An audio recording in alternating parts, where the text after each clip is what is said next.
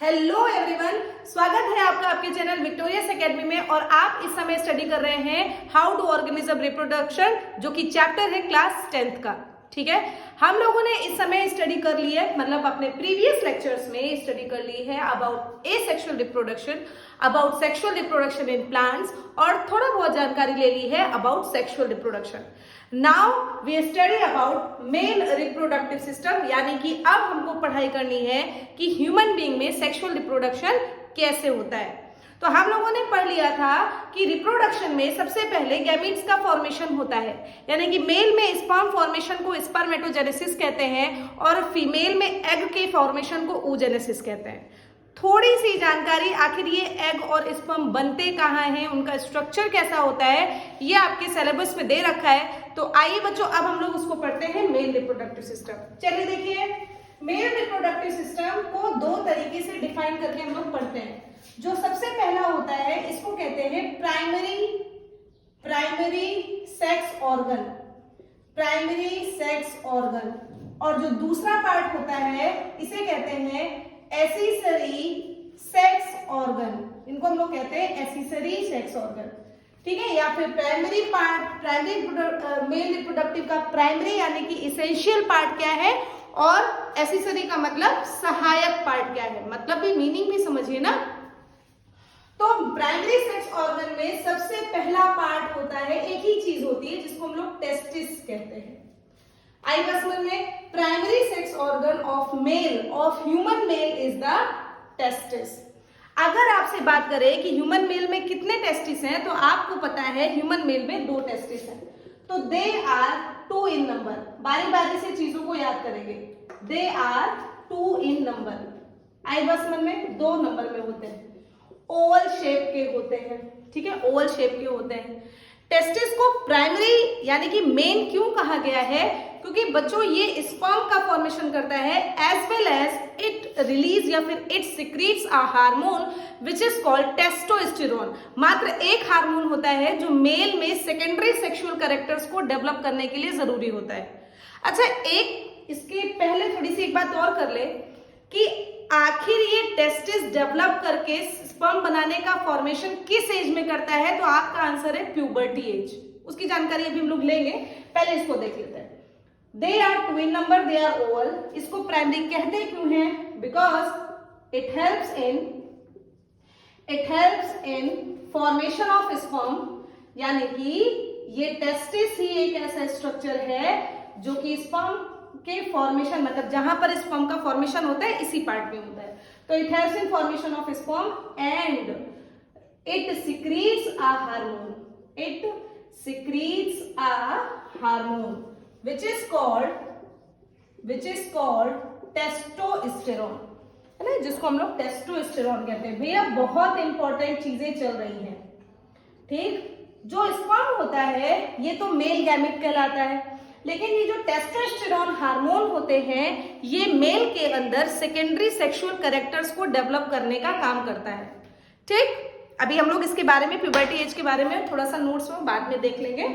अभी इतनी बात देख लीजिए, सीख लीजिए, इतनी बात समझ में। अब देखो, जैसे बच्चों अब थोड़ी सी बातों को डीपली देखिए, आपके सिलेबस में बहुत ज्यादा डीपली नहीं है, लेकिन फिर भी समझाने का प्रयास है, इसको अच्छे से समझ लीजिए। देखिए, मान लीजिए ये एक टेस्टिस है। ठीक, इस एक टेस्टिस के अंदर बहुत सारे इस तरीके से चैम्बर्स होते हैं। ठीक, इसमें चैम्बर्स होते हैं। इन चैम्बर्स को लोब्यूल कहा जाता है। क्या कहा जाता है? लोब्यूल कहा जाता है। क्या बोला जाता है? फिर से देखो, लोब्यूल कहा जाता है। इन लोब्यूल के अंदर ट्यूब्यूल होते हैं। यहाँ इसके अंदर इस तरीके से ट्यूब्यूल्स पाए जाते हैं। आई बात समझ में, इस तरीके से ट्यूब्यूल्स पाए जाते हैं। इन ट्यूब्यूल्स को हम लोग कहते हैं सेमिनिफेरस ट्यूब्यूल, सेमिनिफेरस ट्यूब्यूल। और साथ ही साथ में यहाँ पर कुछ सेल्स होती हैं, थोड़ा सा कलर चेंज कर दे। यहाँ पर कुछ सेल्स होती हैं बच्चों, जिसको हम लोग लेडिक सेल कहते हैं, और यही लेडिक सेल आपके स्पर्मेटोजेनेसिस के लिए जरूरी सेल है। तो जरा देखें, जरा क्या हो गया, चीजों को देखें, लिख ले जरा। टेस्टिस में, ये टेस्टिस है, इसके अंदर क्या क्या चीज है, बहुत ज्यादा डीपली भैया नहीं जाना है, मोटी मोटी चीजें देखिए। कि सेमिनिफेरस ट्यूब्यूल के अंदर स्पर्म का फॉर्मेशन होता है। सेमिनिफेरस ट्यूब्यूल के अंदर, इसी का टेस्टिस का पार्ट है, फिर से ध्यानपूर्वक देखो, धीरे धीरे पढ़ा रहा है। सेमिनिफेरस ट्यूब्यूल में sperm formation takes place, sperm formation takes place. इतनी बात समझ में आई सभी को? सिर्फ टेस्टिस के बारे में देखिए आपको पढ़ा रहे हैं अभी हम, ठीक। और जो दूसरा पार्ट मैंने बताया कि जो रेड कलर से आपको बनाकर दिखाया है बच्चों, इसको लेडिक सेल कहते हैं, लेडिक सेल। और ये जो लेडिक सेल होता है ये स्पर्म को न्यूट्रिशन प्रोवाइड कराने का काम करता है। तो दूसरा कौन सा हिस्सा हो गया? तो आपका आंसर है लेडिक सेल। वो इस स्पर्म को न्यूट्रिशन प्रोवाइड करा रहा है, नरिशमेंट प्रोवाइड करा रहा है। आ गई होगी बात समझ में? क्लियर हुआ इतनी बातें? तो प्राइमरी सेक्स ऑर्गन को आपने पढ़ लिया, इसको टेस्टिस कहते हैं। टेस्टिस के अंदर सेमिनिफेरस ट्यूब्यूल होती है जहां पर स्पर्म फॉर्मेशन होता है, लेडिक सेल होता है जो कि इसको न्यूट्रिशन प्रोवाइड कराता है। इसके अलावा आप देखो ये सेमिनिफेरस ट्यूब्यूल आकर एक कॉमन रास्ते में खुलता है। इस कॉमन रास्ते को वासा इफ्रेंशिया कहते हैं। आपको याद ही कर लो बच्चों, याद कर लो। देखो भाई याद तो करना है, ज्यादा है लेकिन याद करना है। हम आपको ना वो पार्ट भी बता देंगे जो आपको वासा इफ्रेंशिया आई बस मन में। अब ये कॉमन वासा इफ्रेंशिया इस तरीके से एक हाईली क्वाइल्ड स्ट्रक्चर में जाकर इस तरीके से ओपन होता है, ठीक। इस हाईली क्वाइल्ड स्ट्रक्चर का नाम क्या है? तो आपका आंसर होगा तीसरे नंबर पर एपिडिडाइमिस, एपिडिडाइमिस। अब एपिडिडाइमिस का नाम सुनो, आप देखिए इसके पॉइंट्स आप लोग भी बना सकते हैं अपने आप से, भले हम पॉइंट वाइज ना लिखा है लेकिन आप समझ सकते हो।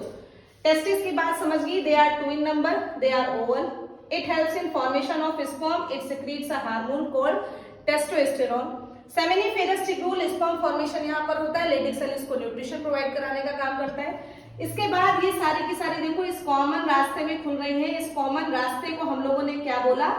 वासा इफ्रेंशिया बोला। इसके बाद ये कॉमन ओपनिंग में खुल रहा है, इस कॉमन ओपनिंग का नाम होता है एपिडिडाइमिस होता है। यहां तक समझे आप लोगों ने? एपिडिडाइमिस का पॉइंट होगा, तो एपिडिडाइमिस में आप क्या समझोगे बच्चों? कि it is highly coiled structure, it is highly coiled structure, और जो स्पर्म को यहां से यहां लाने का काम करेगा। और क्या भाई, यहां से स्पर्म को उठाया और एपिडिडाइमिस के आगे वाले रास्ते में भेजेगा कि नहीं भेजेगा? यहां पर चूंकि हाईली क्वाइल्ड है भैया, तो हमारे स्पर्म को थोड़ा सा डेवलप और मेच्योर होने का टाइम मिलता है।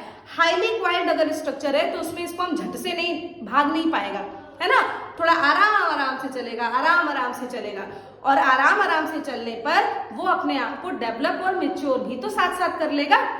तो इट हेल्प्स, यहां पर लिखो भैया, it helps in development of sperm. ये पार्ट हमारे स्पर्म को डेवलप करने में थोड़ी सी मदद करता है। इतनी बात समझ में आई? एपिडिडाइमिस के बाद, अच्छा बच्चों इसकी बात एक और अच्छी से समझ लो, थोड़ा सा मिस हो गया, इसको समझो। देखो जो टेस्टिस होते हैं, जब बच्चा मम्मी के पेट के अंदर होता है, लड़का मम्मी के पेट के अंदर होता है, तो इसके टेस्टिस एब्डोमिनल कैविटी के अंदर होते हैं, एब्डोमिनल कैविटी के अंदर होते हैं। लेकिन बच्चा जैसे ही बॉडी से बाहर डिलीवर होने लगता है तो उसके टेस्टिस एब्डोमेन के बाहर आ जाते हैं, और उस पार्ट को जिसके अंदर वो टेस्टिस होते हैं उनको कहा जाता है स्क्रोटम। अगर आप लोगों ने इसको देखिए तो टेस्टिस प्रेजेंट कहाँ होता है, हम इस पॉइंट को ऊपर तरफ लिख दे रहे हैं, इसको रब कर रहे हैं, और आपको एक पॉइंट और नए अंश में याद करना है कि testis is present outside the abdominal cavity, outside the abdominal cavity in a muscular pouch, एक muscular pouch में रहता है which is called scrotum,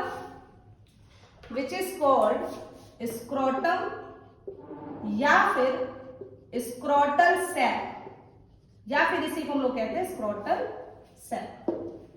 आई बात समझ में? क्लियर हुआ आपको?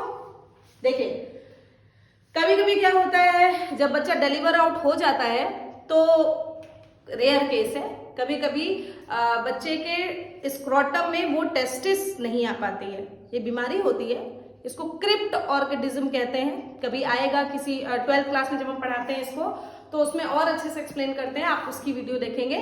लेकिन ये बहुत छोटी सी प्रॉब्लम है, ऑपरेशन करके उसके टेस्टिस को स्क्रोटम में लाया जा सकता है, कोई बहुत बड़ी बीमारी नहीं है। आई बात समझ में? तो testis outside the abdominal cavity present होता है, एक मस्कुलर पाउच में होता है जिसको स्क्रोटम या स्क्रोटल सैक कहते हैं। दिमाग में आना चाहिए, अरे यार ये जरूरी है क्या, बॉडी के अंदर ही रहता, तो सारे पार्ट्स तो बॉडी के अंदर होते हैं, यही एक पार्ट बॉडी के बाहर क्यों हो जाता है?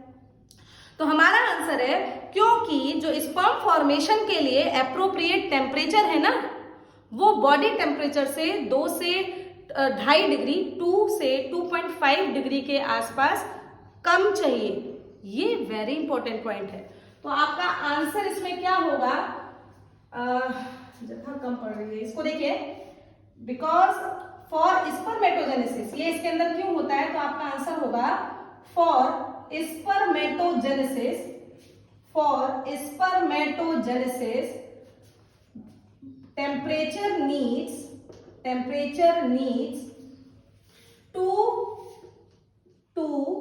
2.5 degree Celsius less than body temperature. आपकी बॉडी टेम्परेचर से 2 से 2.5 डिग्री सेल्सियस कम होना चाहिए टेम्परेचर। अब यार हमारे बॉडी का टेम्परेचर तो 37 डिग्री है, लेकिन स्पर्म को फॉर्मेशन के लिए अबाउट 35 डिग्री चाहिए। तो भैया अब ये कैसे मेंटेन होगा? इसका एक ही जरिया है, बॉडी के बाहर आ जाए वो पार्ट। तो ये नेचुरल है, आपके एब्डोमेन से खिसक कर वो स्क्रोटम में आ जाता है, जहां पर प्रॉपर वे में स्पर्मेटोजेनेसिस की प्रोसेस के थ्रू स्पर्म का फॉर्मेशन होता है। आप समझ में आ गई बात, है ना? आपके बॉडी के बाहर इस तरीके से पार्ट होते हैं जिसके अंदर 2 इस तरीके से स्पर्म प्रेजेंट होते हैं। क्लियर हो गया? और सॉरी स्पर्म बोल दिया, इस तरीके से 2 टेस्टिस प्रेजेंट होते हैं। क्लियर हो गया होगा अब तक आप लोगों को, है ना? तो टेस्टिस का मामला अब खत्म हुआ बच्चों, इतना पढ़ाना था, सॉरी इसकी ये बाद में हमने समझाया, लेकिन अब क्लियर हो गया होगा। चलो एक बार मेरे साथ सब लोग टेस्टिस को याद कीजिए। सबसे महत्वपूर्ण कि टेस्टिस मेल रिप्रोडक्टिव सिस्टम का प्राइमरी पार्ट है। इसके अलावा ये ओवल शेप का होता है, ये हर मेल में 2 होता है। इसको प्राइमरी इसलिए कहा जाता है क्योंकि ये एक तो स्पर्म का फॉर्मेशन करता है, as well as it secretes a male reproductive hormone which is called testosterone. ये टेस्टोस्टेरोन हार्मोन मेल के हर सेकेंडरी सेक्सुअल कैरेक्टर्स को डेवलप करने का काम करता है। मेरे साथ अपने दिमाग में याद कीजिए कि मेल के अंदर आफ्टर प्यूबर्टी कौन कौन से सेक्सुअल कैरेक्टर डेवलप होते हैं। सबसे पहले बॉडी में हेयर ग्रोथ स्टार्ट होती है ना, हाथ पैरों में, आर्मपिट में, जेनाइटल रीजन के पास आपका हेयर ग्रोथ शुरू होता है। इसके अलावा फेस पे बियर्ड एंड माउस्टिचेस का डेवलपमेंट होता है। ये पोर्शन आपका जो ब्रॉड, जो चेस्ट और शोल्डर का पोर्शन होता है, ये ब्रॉड होता है कि नहीं? इसके अलावा एग्रेसिव मूड धीरे धीरे होता है उन लोगों का। तो ये कुछ कॉमन सेकेंडरी, इसके अलावा ऑयल का सिक्रीशन, इसके अलावा स्वेट का सिक्रीशन, ये सारे सिक्रीशन बढ़ते हैं। इसके अलावा आपको ये सब लिखवा देंगे बच्चों, अभी परेशान मत होइए, आपको लास्ट के वीडियो में सब लिखवाएंगे हम। इसके अलावा जो पिच साउंड होता है वो इनका कैसे हो जाता है? लो होता जाता है, तभी आवाज में चेंजेस आते हैं आफ्टर प्यूबर्टी एज। समझ में आ गया होगा अब तक तो टेस्टिस में टेस्टोस्टेरोन ये काम करता है। इसके बाद क्या बताया कि ये प्रेजेंट कहाँ होता है? तो it is present outside the abdominal cavity. हमारे देखो एब्डोमिनल कैविटी क्या है? हमारे शरीर में एक ये हेड का पोर्शन है, यहां तक का पोर्शन थोरैसिक कैविटी कहलाता है। ये यहां से लेकर यहां तक का पोर्शन थोरैक्स या फिर थोरैसिक कैविटी कहलाता है। फिर यहां से लेकर यहां तक का पोर्शन एब्डोमेन या फिर एब्डोमिनल कैविटी कहलाता है। ठीक, इस एब्डोमिनल कैविटी के बाहर आपका मेल के अंदर आपके टेस्टिस होते हैं, एक मस्कुलर पाउच में होते हैं। उस मस्कुलर पाउच का नाम स्क्रोटम या फिर स्क्रोटल सैक होता है। What is the reason? Because for spermatogenesis 2 to 2.5 degree Celsius come temperature चाहिए कंपेरेटिवली बॉडी से। अब समझ में आ गया होगा, इस बात को कई बार रिपीट किया जा चुका है। तो टेस्टिस के बाद उसी के अंदर, टेस्टिस के अंदर आपको समझाया, इसमें सेमिनिफेरस ट्यूब्यूल होता है जिसके अंदर वहीं पर आपका स्पर्म का फॉर्मेशन होता है, लेडिक सेल होता है जो उसको नरिशमेंट प्रोवाइड कराता है। ये सब एक साथ एक कॉमन चैम्बर में, कॉमन ट्यूब में खुलता है जिसको वासा एफ्रेंशिया कहते हैं। वो वासा एफ्रेंशिया एक कॉमन ट्यूब में हाईली क्वाइल्ड स्ट्रक्चर में खुलता है जिसको एपिडिडाइमिस कहते हैं। यहां तक की बात सबको क्लियर हो गई होगी, ठीक है। इसका स्क्रीनशॉट लीजिए बच्चों, क्योंकि इसके चौथा पांचवा पार्ट आपको समझाने जा रहे हैं, ठीक। वेरी गुड, समझ में आ गया होगा, फटाफट इसको समझते चलो। 3 पार्ट तक हो गया है, चौथा पार्ट देखिए।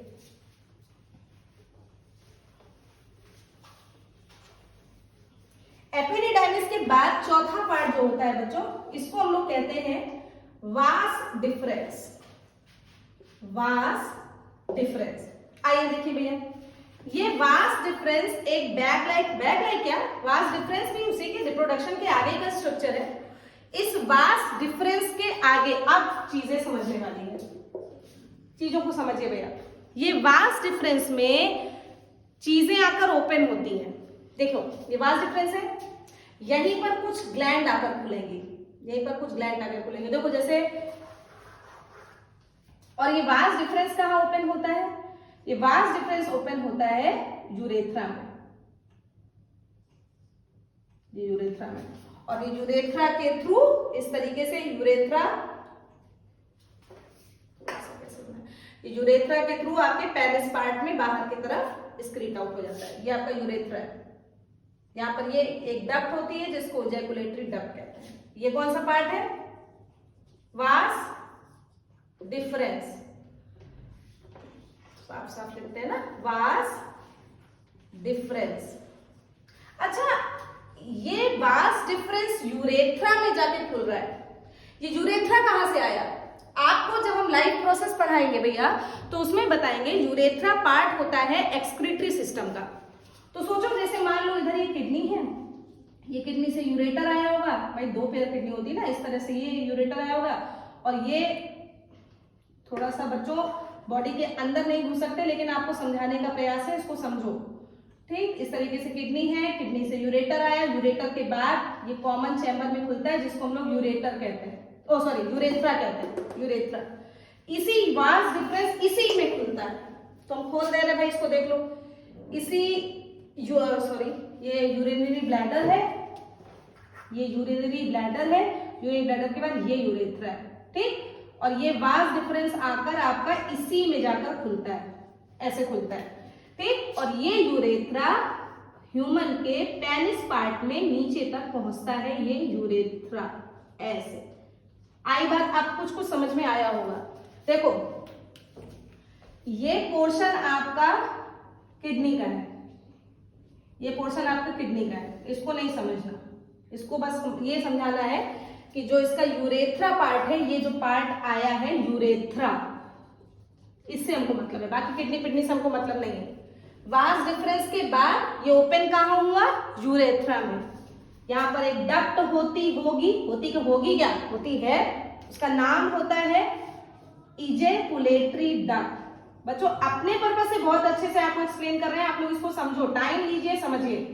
और इजैकुलेटरी डक्ट यूरेथ्रा में, ये आपके बॉडी का मेल में बाहर की तरफ एक्सटर्नल जेनिटेलिया होता है जिसको हम लोग पेनिस कहते हैं। अभी तक समझ में आ गया होगा आप लोगों को ना, क्लियर? मेरे साथ समझिए भैया। वास डिफरेंस के बाद आपको क्या रास्ता बताया, यूरेथ्रा बताया। और यूरेथ्रा के बाद क्या रास्ता बताया, लास्ट में क्या हुआ, पेनिस। तो इस तरीके से आपने पूरा का पूरा मेल रिप्रोडक्टिव पार्ट पढ़ा। चलो वास डिफरेंस की अगर पॉइंट की बात करें तो वास डिफरेंस में आप क्या लिखोगे कि it is a tube like structure, point समझ ले, it is a tube like structure, it is a tube like structure which carry sperm, which carry sperm, जो बाहर की तरफ आपके स्पर्म को कैरी करता है, ठीक। इसी को it is also known as sperm duct, it is also known as sperm duct, इसका नाम बच्चों स्पर्म डक्ट भी होता है, ठीक। इसका एक पॉइंट याद हो गया।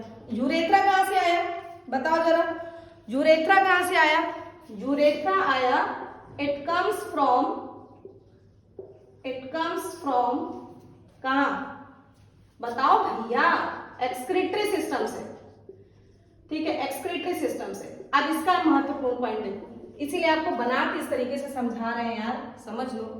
देखो ये एपिडिडाइमिस, हम आपको कलर से दिखाते हैं कौन कौन से पार्ट आपको देखो याद करना है।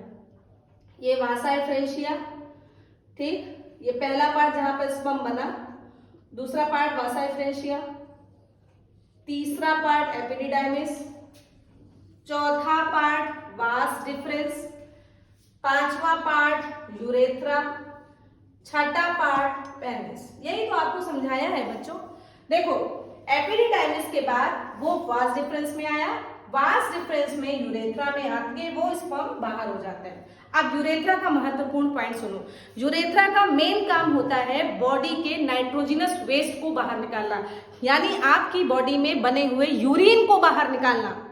लेकिन मेल में ये यूरेथ्रा दो काम करता है, यूरिन भी पास आउट करता है, साथ ही साथ में ड्यूरिंग कॉपुलेशन ये स्पर्म को भी इजेक्ट करने का काम करता है। कितना बड़ा काम है। तो इसके लिए क्या याद करोगे बच्चों कि it is the common opening, it is the common opening for urine as well as sperm. आई बात समझ में। अभी जब आप फीमेल पढ़ रहे होगे तो आपको समझ में आएगा, फीमेल में यूरेथ्रा दोनों चीजें नहीं करती। फीमेल के जेनाइटल एरिया में दो पोर होते हैं, एक पोर यूरिन को निकालने का काम करता है और एक पोर मेंस्ट्रुअल साइकिल के लिए जरूरी होता है, और उसी रास्ते से बच्चा भी डिलीवर होता है, बेबी डिलीवर होता है। समझ में आया। तो फीमेल के जेनाइटल एरिया में 2 पोर्स और मेल के जेनाइटल एरिया में सिंगल पोर, वही कॉमन सिंगल पोर जिसको हम लोग यूरेथ्रल ओपनिंग कहते हैं या फिर यूरेथ्रा कहते हैं, जो कि पेनिस के रास्ते से होते हुए बाहर निकल जाता है। आया समझ में? Very good. पेनिस के बारे में भी एक लाइन लिख लो कि it is the external genitalia of human male. अच्छा आप सुनो, इसके पास एक इरेक्टाइल टिश्यू होता है, क्योंकि सेक्सुअल एक्टिविटी के लिए इस पेनिस पार्ट का इरेक्शन होना जरूरी है ताकि इजेकुलेशन हो जाए स्पर्म का फीमेल बॉडी के अंदर। ठीक, तो इट हैज अ, इसको लिख दे रहे हैं, ध्यानपूर्वक देख लीजिए। It has a erectile tissue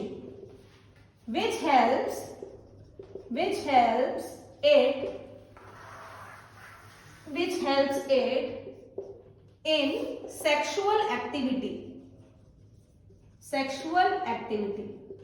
ठीक है, ताकि जो मेल का स्पर्म है वो फीमेल बॉडी में डिलीवर हो जाए, इसलिए उसको इरेक्ट होना जरूरी है, और इरेक्ट होने के लिए इसी पेनिस के पास इरेक्टाइल टिश्यू पाया जाता है।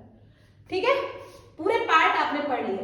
मेरे साथ फटाफट एक बार रिवाइज कीजिए, इसके बाद आपको आपका पूरा का पूरा मेल रिप्रोडक्टिव सिस्टम में जो हमने पार्ट पढ़ाना था ना, जैसे प्राइमरी पार्ट और उसका एसेसरी पार्ट, वो पूरा कंप्लीट हुआ है। प्राइमरी पार्ट में टेस्टिस के बारे में पूरी जानकारी ले ली कि वो एब्डोमिनल कैविटी के बाहर होता है, स्क्रोटम कहते हैं। क्यों होता है? क्योंकि बॉडी टेम्परेचर से 2 से 2.5 डिग्री कम टेम्परेचर चाहिए। फिर उसके बाद उसके पार्ट्स के बारे में जानकारी लिया कि यहाँ पर ये वासा एफ्रेंशिया में खुला, वासा एफ्रेंशिया से ये एपिडिडाइमिस में खुला, एपिडिडाइमिस से ये वास डिफरेंस में खुला, इसके बाद ये यूरेथ्रा में खुला, इसके बाद ये पेनिस में खुल गया। लेकिन बच्चों अभी हमको पढ़ना है एक्सेसरी, बोलो एक्सेसरी ग्लैंड, यानी कि मेल रिप्रोडक्टिव सिस्टम में पार्ट्स के साथ साथ, ऑर्गन के साथ साथ कुछ ग्लैंड्स भी जरूरी होती है। अगर उन ग्लैंड्स का सिक्रीशन नहीं हुआ तो इन पार्ट्स का भी कुछ नहीं हो सकता। तो देखो जरा, तो चलिए अच्छा इसका स्क्रीनशॉट लीजिए। आपको इसके बाद हम बताते हैं कि एक्सेसरी ग्लैंड कौन कौन सी है। ठीक, चलिए स्क्रीनशॉट लीजिए फटाफट। तो बच्चों अब हमको पढ़ना है अबाउट एक्सेसरी ग्लैंड। डक्ट पढ़ लिया। देखो क्या पढ़ा हम लोगों ने, मेल रिप्रोडक्टिव पार्ट में एक प्राइमरी पार्ट होता है और एक पार्ट होता है एक्सेसरी डक्ट। एक्सेसरी डक्ट में वासा एफ्रेंशिया पढ़ा, वास डिफरेंस पढ़ा, एपिडिडाइमिस पढ़ा, यूरेथ्रा पढ़ा, ये सब एक्सेसरी डक्ट है। लेकिन इसके अलावा एक्सेसरी ग्लैंड जिसका होना जरूरी है। चलो देखो, बेटो इस तरीके से आपको इसी पार्ट में वास डिफरेंस के पास इस तरीके से डक्ट आई होती है जो कि यूरेथ्रा के बगल से पीछे से खुलती है, जिसको हम लोग सेमाइनल वेसिकल कहते हैं। ठीक, तो seminal vesicle is present behind the urinary bladder. Seminal vesicle 2 in number होता है, सेमाइनल वेसिकल 2 इन नंबर होता है। ठीक, और यूरिनरी ब्लैडर के पीछे पाया जाता है। ये क्या करता है, ये हम देखो यहां तक स्पर्म आया था, ये वाला रास्ता देखो, यहां से चलते चलते स्पर्म यहां तक पहुंचा था कि नहीं, यहीं पर आपका सेमिनल वेसिकल का फ्लूइड मिल गया। तो इस जगह पर स्पर्म के साथ साथ सेमिनल वेसिकल का फ्लूइड मिलेगा, तो उसको विस्कोसिटी प्रोवाइड कराएगा। वो एक आपका स्पर्म एक मिल्की फ्लूइड में आ जाएगा, जिसको हम लोग सीमेन कहते हैं। तो देखिए, its secretion makes the sperm viscous called semen, इसको हम लोग सीमेन कहते हैं, और ये एक प्रकार का मिल्की फ्लूइड होता है। इस फ्लूइड में बहुत सारा फ्रक्टोज और कैल्शियम आयन होता है, जो हमारे स्पर्म को एलिजिबल बनाता है ताकि अच्छे से अच्छा जनरेशन आए, और वो एक्टिव है। फ्रक्टोज क्या काम करता है बच्चों, फ्रक्टोज एनर्जी देने का काम करता है। तो स्पर्म ताकि अच्छे से फीमेल बॉडी के अंदर पहुंचकर फर्टिलाइज करके जाइगोट बनाने की क्षमता रखे, वो उसको प्रोवाइड कराता है, उसको एबल करता है। इसके बाद आता है एग ग्लैंड, प्रोस्टेट ग्लैंड। ये पहला आपने पढ़ लिया, सेमिनल वेसिकल एक ग्लैंड हो गई, दूसरी एक ग्लैंड हो गई प्रोस्टेट ग्लैंड। ये सिंगल होती है, अगर इसकी बात करें बच्चों तो इट इज सिंगल। इसका काम क्या, ये कहां प्रेजेंट होता है, ये यूरेथ्रा की ओपनिंग पे प्रेजेंट होता है। ये भी स्पर्म के साथ मिक्स हो जाता है। देखो भाई, हम लोगों को पता है हमारे शरीर में एसिड एल्कलाइन दोनों नेचर पाए जाते हैं ना, तो उसको कंबाइन मतलब उसको एसिडिटी को न्यूट्रल करने के लिए इसका नेचर एल्कलाइन होता है।